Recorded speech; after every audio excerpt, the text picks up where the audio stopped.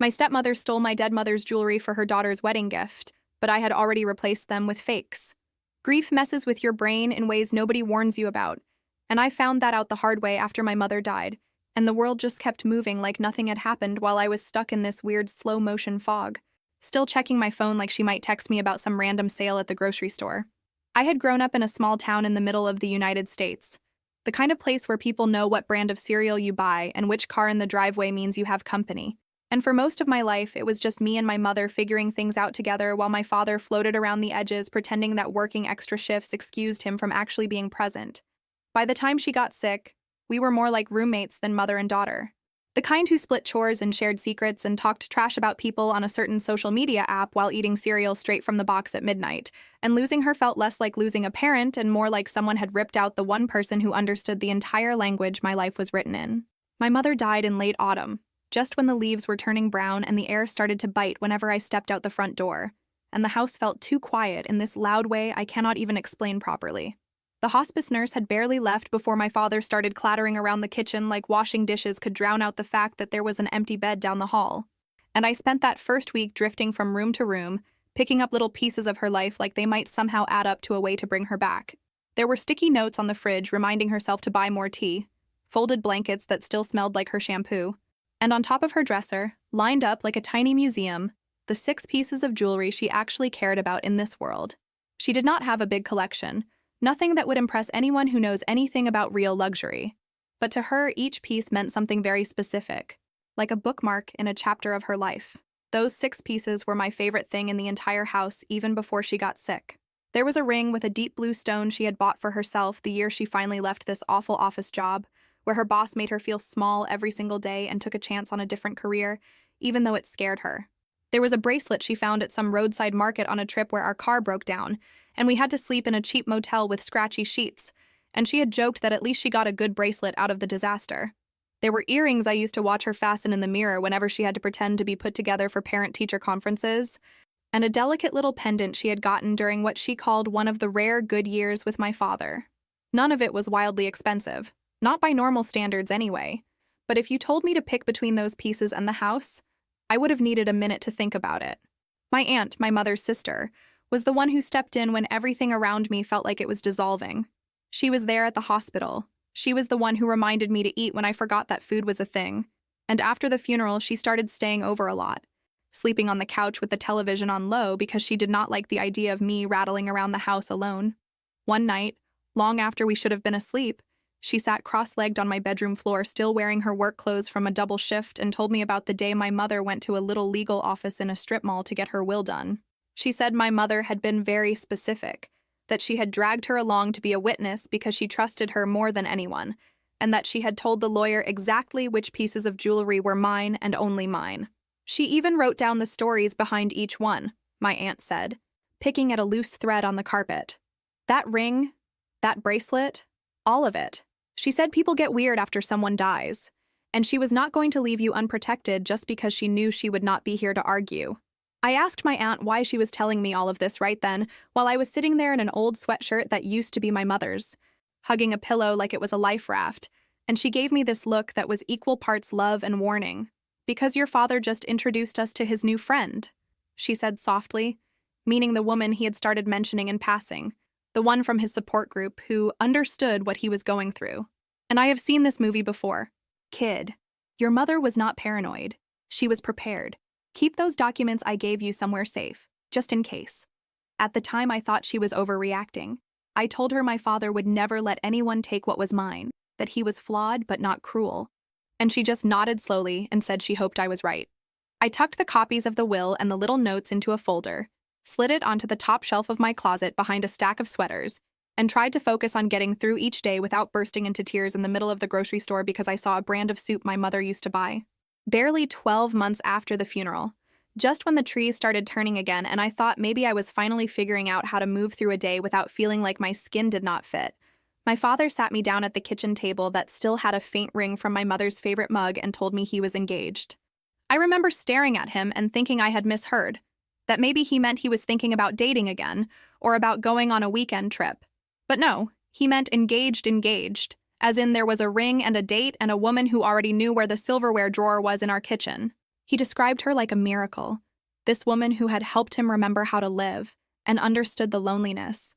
And maybe if I had met her in some other context, I could have tried to be happy for him. But all I could hear was that my mother had been in the ground for less than a year, and he was already rearranging his whole life around someone else. She was a few years younger than him, divorced, with a grown daughter who, according to him, was around my age and so excited to have a sister. Her daughter, who I was now supposed to call my stepsister, was apparently thrilled about blending our families and already had ideas about holidays and matching pajamas and all the things that sounded like a cruel joke when my mother's robe was still hanging in the bathroom. The first time I met the woman who would become my stepmother, it was in this crowded coffee shop my father picked, because he thought a public place would make everything less intense, which is such classic my father behavior that it almost made me laugh. She stood up when we walked in, wearing a dress that looked like it had never seen a wrinkle in its life, with perfect hair and perfect makeup, and a smile that did not quite reach her eyes. She hugged me like we had known each other for years and called me sweetheart before she even sat down, which immediately made my skin crawl in this way I could not explain. She talked a lot, in that way some people do when they are trying to impress everyone at the table, and most of what she said was about herself, her job, her friends, her hobbies, her ideas about fresh starts and new traditions. Every now and then she would touch my father's arm and he would beam like she had just handed him the moon. I sat there with my hands wrapped around a paper cup that was too hot, nodding and smiling when appropriate, feeling like a guest at my own life. Her daughter did not come to that first meeting, which I was secretly grateful for, but a few weeks later my father insisted we all have dinner together, somewhere neutral. That was the word he kept using, like the right tablecloth could keep the evening from exploding. We met at a restaurant in the next town over, the kind with sticky menus and too bright lighting, and my stepmother showed up first, already seated, looking like she was there to negotiate a business deal. Her daughter arrived late, talking into her phone, apologizing without sounding even a little bit sorry. Throughout dinner, my stepmother kept steering every conversation back to herself. If I mentioned work at the clinic where I handled boring front desk tasks and tried not to cry in the supply closet, she had a story about some project she had managed in her previous job. If my father brought up the house, she had opinions about renovations and color schemes, and how we could make the space feel more updated. Her daughter chimed in now and then, mostly agreeing with her mother, making little comments about how excited she was to finally have a real family again, which felt like a slap even if she did not mean it that way. At one point, the daughter turned to me and asked, in this tone that tried to sound casual but was clearly testing the water, whether I planned to stay in the house long term, or if I was thinking about getting my own place soon, now that we are all moving forward. My father jumped in before I could answer, saying of course I would stay as long as I wanted, that it was my home too. And my stepmother smiled, but her eyes flicked toward me in a way that made my stomach drop. That was the night I realized this was not about building a new family. It was about them quietly measuring the space I occupied and deciding how to rearrange it. They moved fast. My father told me they were getting married in a small ceremony that summer, a year and some months after my mother died. And I did what I always do when things feel like they are spinning out of control, which is pretend I am completely fine until I am not. I went to work, I paid the bills, I watered my mother's plants, and then one morning I came downstairs and found two strangers carrying boxes through the front door, while my stepmother stood in the middle of the living room like a director on a set. She had already started rearranging by the time I realized what was happening. My mother's bookshelf, the one she had crammed full of paperbacks and old magazines, had been shoved into a corner to make room for some sleek cabinet my stepmother insisted would open up the space. My mother's favorite reading chair, the one where she had spent so many nights with a blanket over her legs and a cup of tea balanced on the arm, was halfway to the garage. When I asked my father why he had not told me they were moving in that day, he shrugged and said he thought I knew, like that somehow made any of this better. I watched from the stairs as my stepmother walked through each room pointing at things, making decisions. She told the movers to take the chair to the garage because it did not match the aesthetic she was going for, and I felt something hot and ugly rise in my chest. My father saw my face and, to his tiny credit, told the movers to put the chair in my room instead, which felt like winning a battle in a war I was never going to win. By the end of the day, the house looked like it belonged to strangers. New curtains, new rugs, framed prints of generic landscapes on the walls where family photos used to hang. My stepmother stood there with her hands on her hips, pleased with herself, while I tried to remind myself that technically the house was still half mine because my mother had put my name on the paperwork before she died. Technically. Emotionally, it felt like I was already being pushed out. My aunt noticed the changes right away. The first time she came over after my stepmother moved in, she looked around and said, "Well, this is different," in a voice that could have meant anything. Later, when we were alone in my room surrounded by boxes I had not unpacked because I was not sure where anything belonged anymore, she sat down on my bed and asked if I was okay. I said I was fine, because that is what I do, and she gave me this look that said she did not believe me for a second but was too tired to push. Work at the clinic became my escape, even though it was not exactly glamorous. I answered phones, checked people in, dealt with insurance forms, and tried to keep my voice steady. One afternoon, my coworker Janet, this older woman who had been there since before I was born, cornered me in the break room with 2 cups of terrible coffee. "You are not okay," she said, sliding 1 cup across the table. I opened my mouth to give her the usual automatic response, but she held up a hand. "I raised 3 kids and buried a husband," she said. "I know what not okay looks like. You do not have to tell me everything, but you should tell someone." So I did. Not the entire saga, but enough. I told her my mother had died, that my father had remarried fast, that there was jewelry and a new wife, and a new stepsister who seemed very interested in all the things my mother had loved. Janet listened without interrupting, nodding along. When I finished, she took a sip of her coffee and said, "People will take whatever you let them take. They will push and push until you push back. And when you finally do push back, they will act shocked and offended and try to make you feel guilty. Protect what is yours, kid. Your mother knew what she was doing." Those words stuck with me more than most of the condolences I had gotten in the months since the funeral, and they were still echoing in my head the day I overheard the conversation that flipped the switch from hurt to furious. I was coming down the hall one afternoon and heard my stepmother on the phone in the bedroom she now shared with my father. The door was pulled almost shut, but not quite, and she was talking in that bright fake tone she used whenever she wanted someone to agree with her. "No, it will be perfect," she was saying. "She is getting married. Of course she should have something meaningful, something with history. It is not like anyone else is using them. They might as well stay in the family." My stomach clenched. I stood there frozen, listening as she went on and on about the collection and how lovely it would look with the dress. And then I heard her say the words that made my vision blur. "The sapphire ring? Definitely, and maybe the bracelet for the rehearsal dinner. It will be such a beautiful way to honor the past while we celebrate the future." My mother's ring, my mother's bracelet, my mother's jewelry. I pushed the door open without knocking, and my stepmother actually jumped. She covered the mouth of the phone with her hand and said she would call back, then smiled at me like I was intruding on some sweet, innocent moment. "Were you talking about my mother's jewelry?" I asked, and my voice came out so calm it surprised me. She tilted her head, doing that thing where she pretends to be confused and kind at the same time.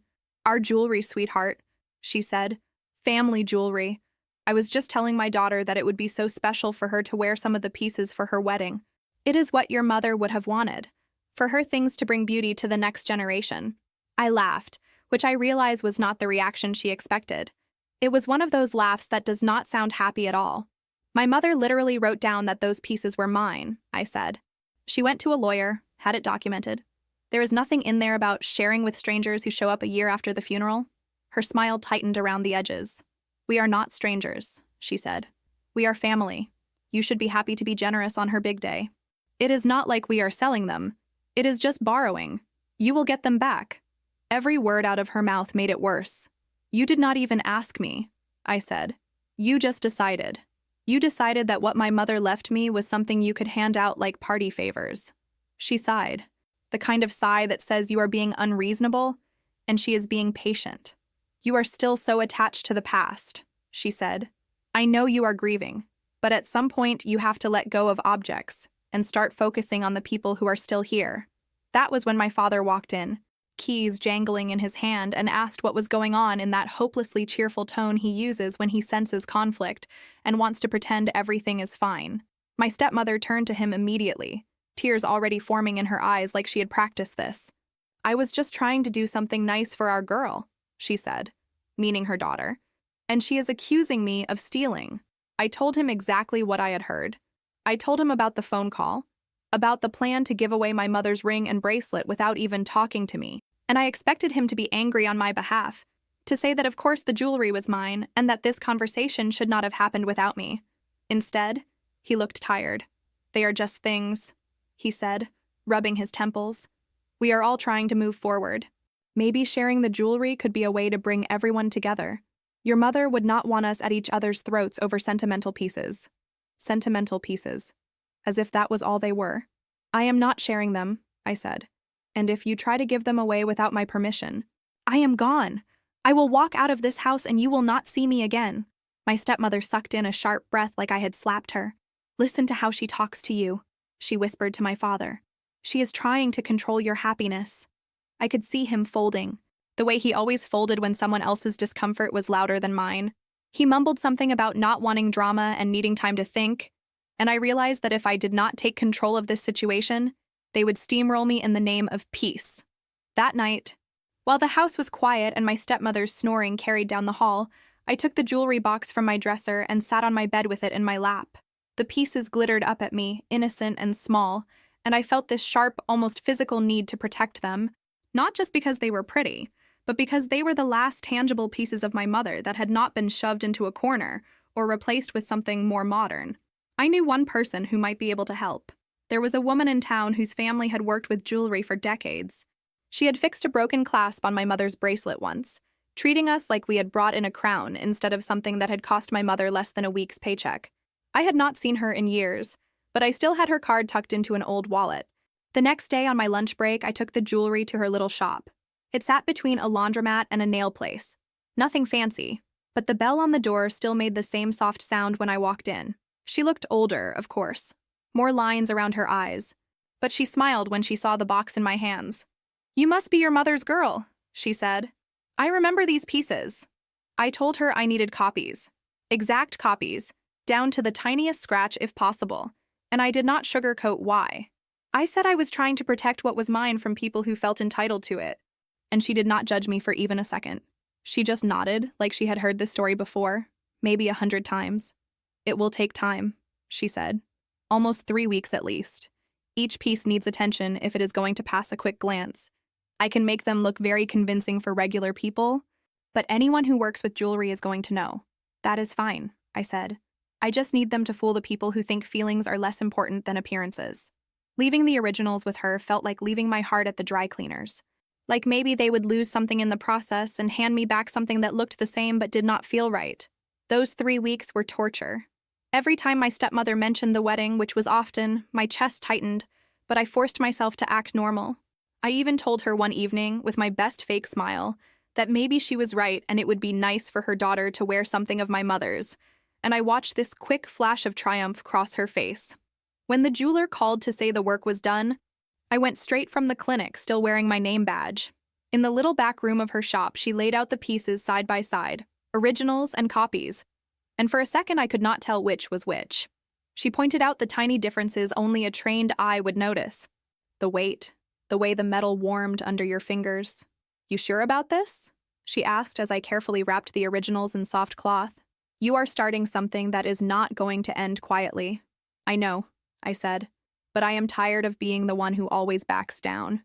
I rented a safe deposit box at a bank in the next town over, using some of the savings my mother had left me. The bank employee led me into a small private room with a table and a chair and a box that looked too plain to hold anything important. Sitting alone under the buzzing fluorescent light, I opened the box and placed the 6 original pieces inside. I took my time, touching each one, remembering. The ring slid onto my finger for a second, and I let myself look at my reflection in the small mirror in my phone screen, imagining my mother standing behind me the way she used to when I borrowed her things as a teenager. The bracelet rested cool and familiar against my skin. The earrings caught the light when I held them up.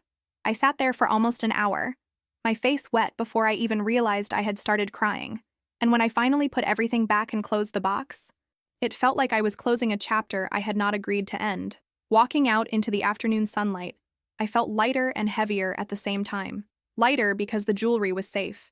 Heavier because I knew I had just inserted a lie into the middle of an already fragile family dynamic. Eventually, someone would notice.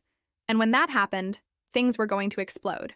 Back at home, I put the replicas into the original jewelry box, arranged exactly as my mother had kept them.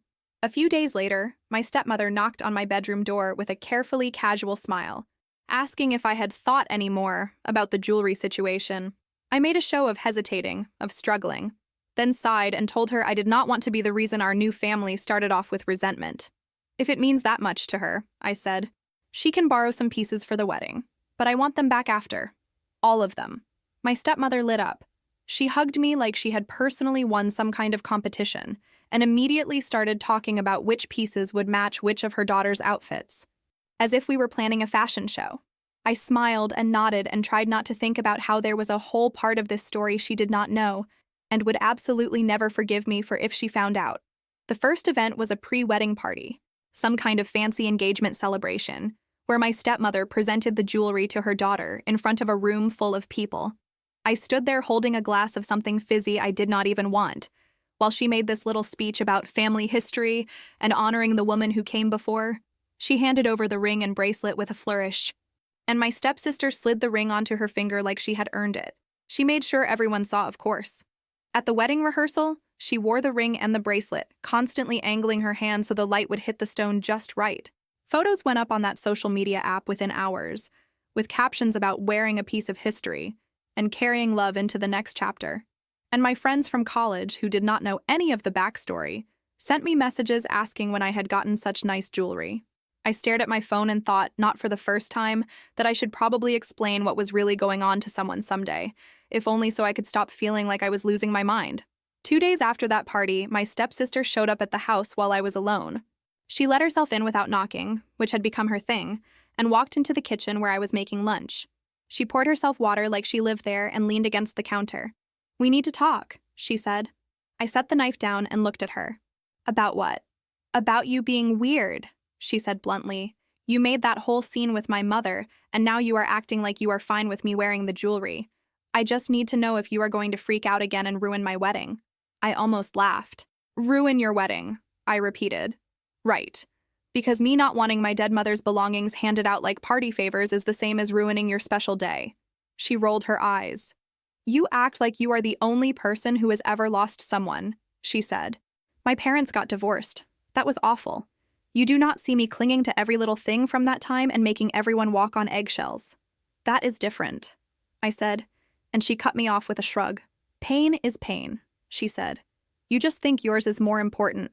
You want to be the tragic daughter forever because it gives you an excuse to avoid people. Well, welcome to reality. We are family now whether you like it or not. And family shares things." There were 100 things I wanted to say to her in that moment about what family is and is not, about how you do not get to rewrite someone else's story because it looks nicer in photos, but I knew none of it would land. So I just looked at her and said, "You are right. We are family now. I will remember that the next time you need something from me." She did not like that answer. She left her half-full glass of water on the counter and slammed the door hard enough to rattle the windows. The wedding itself was exactly the kind of production my stepmother had always wanted, judging by the way she talked about it. There were flowers everywhere, a dress so big her daughter could barely walk, and enough guests crammed into the venue to make the air feel thick. My stepsister wore the fake sapphire ring and the fake bracelet, and she acted like she had personally invented the concept of elegance. I watched from my seat, my aunt next to me gripping my hand under the table. Every time my stepmother caught my eye, she smiled this satisfied little smile that made me want to stand up and shout the truth just to wipe it off her face. But I stayed quiet. I clapped at the right moments. I hugged people I barely knew. I played my role. After the wedding, life settled into this uneasy pattern. My stepmother and stepsister moved more and more of their things into the house, rearranging cabinets, changing out towels, replacing my mother's dishes with sets that all matched. My father tried to pretend everything was fine, making small talk at dinner about the weather, my job, his back pain, anything except the elephant in the room. About 18 months after the wedding, my stepmother decided she wanted to ensure the family jewelry, which in her mind obviously included the pieces she had gifted her daughter. She talked about it like it was a responsible adult decision, like taking out a policy was just part of being sophisticated. She found some company that specialized in insuring valuable items, and they told her she needed a professional appraisal. My father told me about the appointment after the fact, standing in the doorway of my room like he was not sure if he was allowed to come in. "She took the pieces in today," he said, "for the appraisal." I shrugged like I did not care. "Hope it goes well," I said, and he gave me this searching look, like he could sense something was off, but could not quite grab onto it. According to him, My stepmother and stepsister walked into the jewelry store like royalty, all confidence and expectation. The appraiser examined each piece under a bright lamp, used his little magnifying tool, checked the metal and the stones, and then, very politely, told them that all 6 pieces were well-made replicas. Convincing to an untrained eye, sure, but absolutely not genuine. My stepsister went through an impressive range of colors in a short amount of time. First, she went pale, then bright red, then back to pale again. Her first worry was not that the jewelry was fake in the sense of not being real heirlooms. No. Her first worry was that everyone at the wedding would find out she had worn what she called costume junk in front of hundreds of people. My stepmother, on the other hand, went into denial. She argued with the appraiser, insisted he must be wrong, demanded he check again with different tools. He walked her through the details, showed her where the metal was plated instead of solid, pointed out the tiny marks that indicated the stones were glass, not precious gems. He even complimented whoever had made the replicas, saying they knew what they were doing. That compliment did not help. My stepmother left the store furious, already spiraling. Within hours, she was on the phone, making a list of everyone who had been in the house in the past year, asking ridiculous questions about whether anyone had noticed strangers around. She called relatives, grilled my father's friends, hinted at a break-in despite the lack of any sign of forced entry or missing valuables besides the supposed swap. It took less than a day for her to land on me as the obvious villain. I had been weird about the jewelry from the beginning. I had gone through a period of sudden acceptance followed by suspicious silence. I had motive and opportunity. In her mind, it was practically an open and shut case. My father called me at work, his voice tight.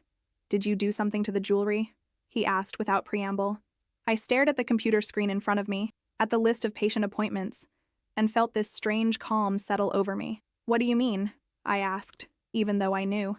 He explained, stumbling over the words, about the appraisal, about the replicas, about how my stepmother was convinced someone had swapped the pieces. He said my name quietly, like it hurt. "Tell me you did not," he said. "I did not break into your room and steal anything," I said, which was technically true. "And if the pieces are not what you thought they were, maybe you should ask yourself why you assumed everything would just work out when you tried to rewrite my mother's wishes." He did not like that answer. He said we needed to talk in person. I said I had a shift and could not just drop everything. We hung up without resolving anything. My stepmother, apparently unsatisfied with that conversation, decided to start a full campaign against me in the court of family opinion. She called my aunt, my cousins, even some distant relatives I barely knew, telling them some dramatic version of events where I had sabotaged her daughter's wedding, humiliated the family, and stolen from my own father out of spite. Some people believed her. I started noticing weird looks at family gatherings, received a few messages from cousins accusing me of being petty and cruel. My aunt, bless her, did not buy it for a second. She called me in the middle of all that chaos, voice shaking with anger. "She is saying you did what now?" she demanded. I told her the truth. All of it. The replicas, the safe deposit box, the overheard phone call, the will, every detail. There was a long silence on the other end, and then she said, "Good. You protected what your mother trusted you with. She would be proud." We decided it was time to use the documents my mother had prepared. My aunt took out the folder she had kept safe for years, with copies of the will and notes my mother had written, and she made more copies. She drove to my father's house with a stack of paper and sat him down at the same kitchen table where he had told me about his engagement. "She wrote this for a reason," my aunt said, sliding the documents toward him. "You were there when she signed it. You heard her say those pieces were for your daughter alone." He read the pages, his shoulders slumping a little more with each line. My aunt told me later he looked like someone who had just realized the floor underneath him was not as solid as he thought. In the middle of all this, my stepsister sent me a message so long I had to scroll several times to get to the end. It was full of accusations about betrayal and jealousy and how I had ruined the most important day of her life by letting her wear fake jewelry. She said people would find out and laugh at her, that she could never wear those pieces again, that I had shamed the family. By the end of the wall of text, she dropped the pretense and flat out demanded that I hand over the originals. "You got your little revenge," she wrote. "Now give me what I was supposed to have." I stared at the message for a long time, then replied with one sentence. "You wore exactly what you and your mother deserved to wear given how you both acted." I put my phone down after that and refused to engage further. No matter how many more messages came through, the pressure eventually broke something in my father. He called me one afternoon and said he needed to talk face to face. We met at the same coffee shop where I had first met my stepmother, which felt like some kind of cosmic joke. He looked older than I remembered, like the past few months had etched new lines into his face. "I failed you," he said before I could even sit down. "Not just now, but for a long time. I was there when your mother made that will. I heard her say those pieces were yours. I knew what they meant to you. And when my wife started pushing to give them to her daughter, I did nothing. Worse than nothing. I sided with her because it was easier than admitting I had made a mistake marrying her so fast." He stirred sugar into his coffee without drinking it, hands shaking a little. "I told myself I was keeping the peace," he said. "But really I was just avoiding conflict. Again, I used your grief as an excuse to pretend everything was fine as long as nobody raised their voice." I asked him why he was telling me all this now, after everything had already blown up. "Because she admitted it," he said. "During a fight, she said she had always planned to give the jewelry to her daughter, with or without your consent. She said you were selfish, that you did not deserve them because you were stuck in the past. And I realized I had been making excuses for someone who saw you as an obstacle, not as family." He looked up finally, eyes red. "I do not know if you can forgive me," he said. "I am not asking you to. I just needed you to know that I see it now. I see what I let happen." We sat there in silence for a while, the noise of the coffee shop swirling around us. Part of me wanted to hurt him back, to list every moment he had picked his new life over me. But I was so tired. Tired of being angry. Tired of explaining why something that should have been obvious mattered so much. "What are you going to do?" I asked. "About the marriage," he said, and I nodded. "I talked to a lawyer," he said quietly. "There are other things. Money missing, transfers I did not authorize. I think she has been using me for a while, and I let her. The divorce was ugly even by small-town standards." Mediation happened in this bland conference room with beige walls and a table that wobbled every time someone leaned on it. My father sat on one side with his lawyer, my stepmother on the other with hers. I was not required to be there, but he asked me to come. And I wanted to see for myself how she would spin everything. My stepmother showed up dressed in black, like she was the grieving party, and her lawyer started with a speech about all the sacrifices she had made, how she had given up career opportunities to support my father, how she deserved ongoing financial support. My father's lawyer responded by sliding bank statements across the table, page after page of suspicious withdrawals and transfers to an account my father had never heard of, as well as payments for things that had nothing to do with household expenses. The mediator, a woman who looked like she had seen this same performance 100 times, asked my stepmother to explain some of the larger withdrawals. My stepmother gave vague answers about family emergencies and helping out a friend in need, but could not provide details. Then her lawyer brought up the jewelry, trying to frame it as evidence that my father and I had somehow deceived her and her daughter. My father's lawyer calmly produced the will, the notes my mother had written, documents showing clearly that the jewelry had always belonged to me and that my stepmother had never had any legal right to gift it to anyone. The mediator looked over her glasses at my stepmother. "So, let me be sure I understand," she said. "You took jewelry that legally belonged to your stepdaughter, gave it to your own daughter without permission, and now you are upset because those items were not as valuable as you thought. Is that correct?" The room went very quiet. My stepmother tried to twist it into something about being misled, about not knowing the pieces were replicas, but the mediator shut that down fast. "What your stepdaughter chose to do with her own property is not the issue here," she said. "The issue is whether you are entitled to the support you are requesting, given the short length of the marriage and the financial activity we have just reviewed." In the end, my stepmother did not get the generous long-term support she had clearly been counting on.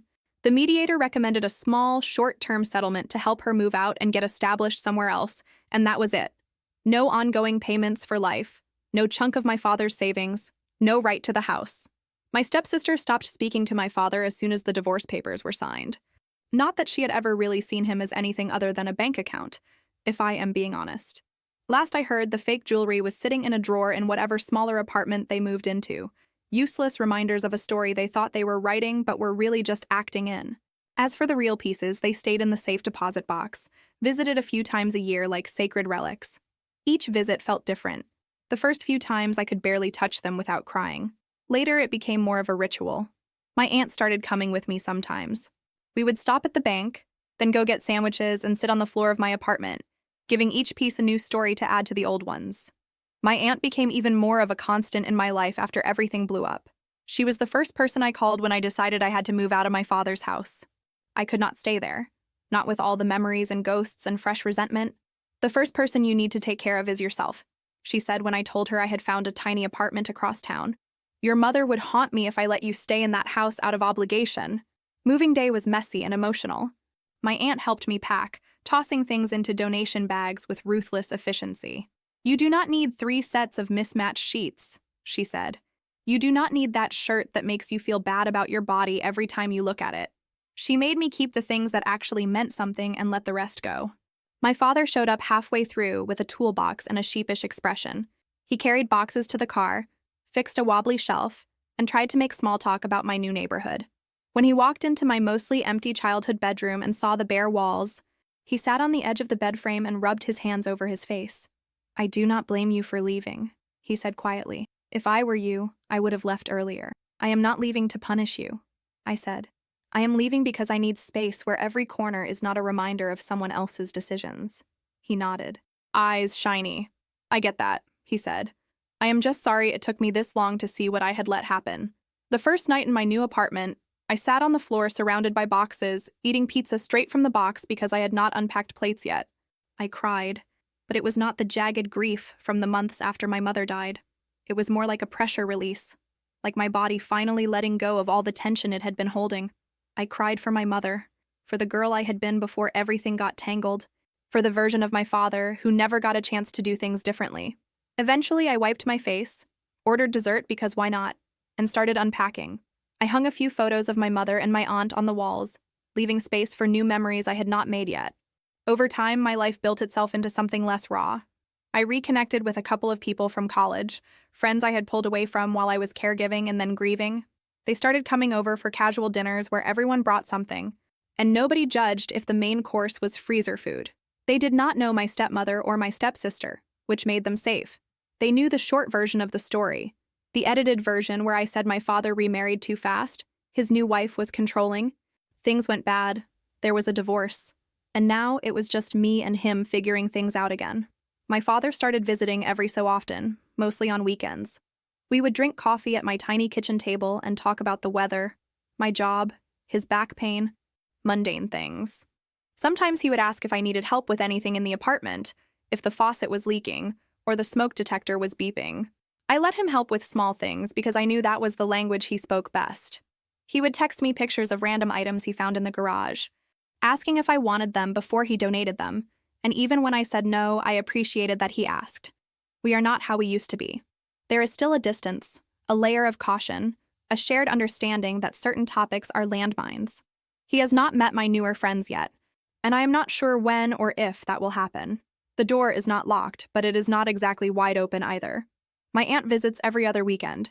She brings groceries sometimes even when I tell her she does not need to, and she makes fun of my lack of curtains in the living room. We sit on the floor eating sandwiches, and she tells me stories about my mother that I somehow never heard before. Stories about who she was before I was born, before the house, before the illness. We laugh and cry in equal measure. One night, she brought over a box of old photos she had kept in her closet for years, and we spread them out on my living room floor, making little piles of keep, frame, and tell this story to someone someday. The most recent time I went to the bank to check on the jewelry, I sat in that same private room with the metal box in front of me and realized I had a decision to make. My mother did not intend for those pieces to live in a dark metal drawer forever. She wore them to work, to school events, to road trips where the car broke down, and we ate questionable sandwiches from gas stations. She bought them to celebrate survival and small victories, not to be held hostage by the fear of what other people might do. I laid the 6 pieces out on the table, one by one, watching how the light hit them.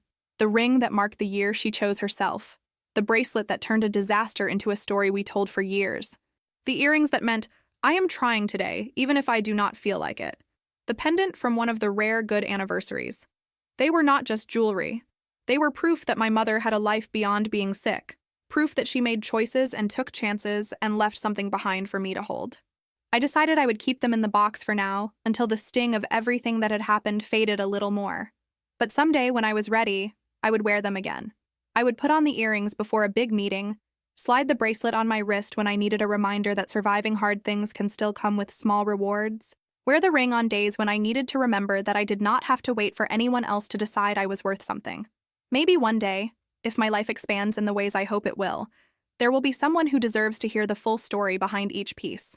Maybe there will be a child or a niece or just some younger version of me who needs to know that love can be messy and flawed and still worth protecting, and that sometimes the only way to honor someone's memory is to refuse to let people rewrite it for their own comfort. Until then, the jewelry stays where it is, safe and quiet, waiting for its next chapter. And I keep living my own chapters out here, in my little apartment with mismatched mugs and half-finished projects, figuring out how to be a person who protects what matters without losing herself in the process. I am not healed or wise or anything dramatic like that. I am just someone who learned, the hard way, that sometimes the smallest things people dismiss as just objects are the exact things that keep you from letting them erase you completely. There is one more thing I almost never say out loud, because it sounds petty when you strip it of context, but it lives in the back of my mind anyway.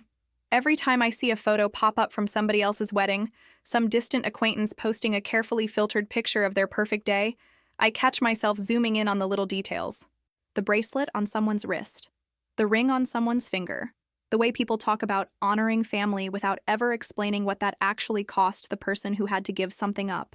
On the days when the whole story feels heavier than usual, I walk to a small park a few blocks from my apartment and sit on the same bench my mother liked when we used to come into town together.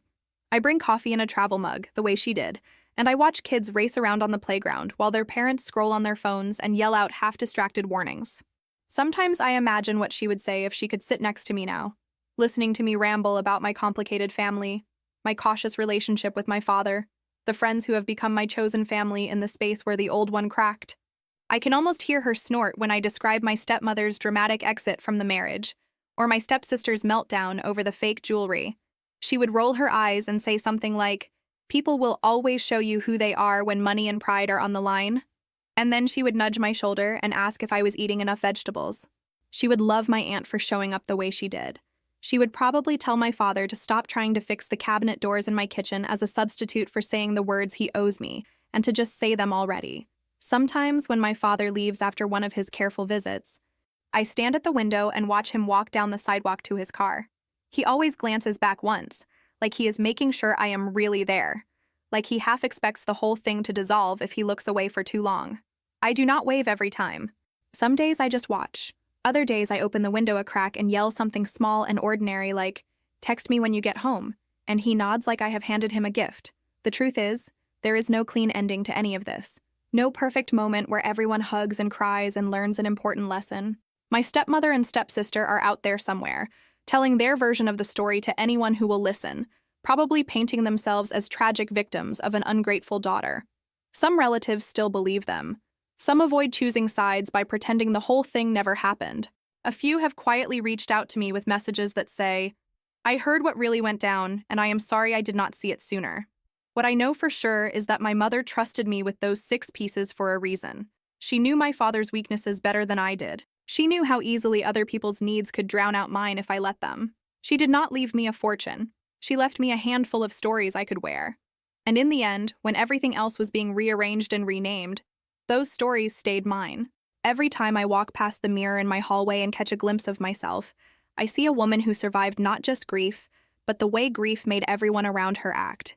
I see someone who has learned how to draw lines that do not move just because somebody else cries louder. I see my mother's stubborn chin, my aunt's tired but kind eyes, and a version of my father who is slowly learning how to be present instead of just busy. Maybe one day, years from now, I will finally take the ring out of the box for good and slide it onto my hand before heading out the door.